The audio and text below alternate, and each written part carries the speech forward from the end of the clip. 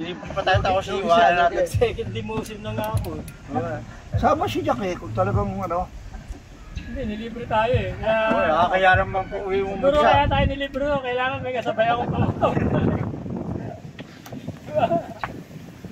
Iwanan ako ng mga to, baka mag-rental eh. Nilibre na ako. Di kaya ako bayang rental, akala ko kasama yun. Ililibre pa ulit tayo nun eh.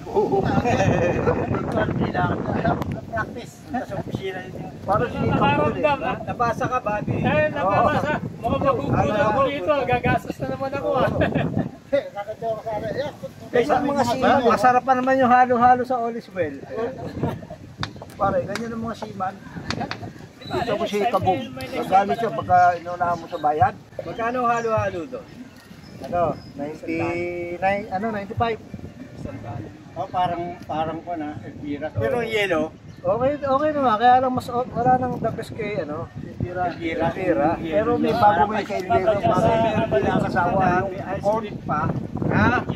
Huwag yung halo-halo nila, nakaka-sobrang pag. Ako kinakain. Ikaw nag-order nun eh. Oo. Kinakain ko din eh, mais kung yun. yellow yun. May kasamang... Kasi kaya kami nagpunta rin sa Elvira. Masarap. Binibida sa akin ng ano, sa Bukay, Padre Garcia halo-halo. Kasi doon kami sa halo. Pagdating mo nga kayo sa Elvira. Eh di rin ako, pagdating na ako, Elvira sa wala sinabi halo-halo.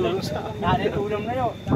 Sabi ko nga, baka masalubong natin dito sila Kuya Bobby. Balang gastos ko, balang Nagrupo ko kasi dito rin napunta. Yung mga Elviras kayo nila ka. Akala ko muli kayong kanila. Pinapaparin daw siya na sa Umulan!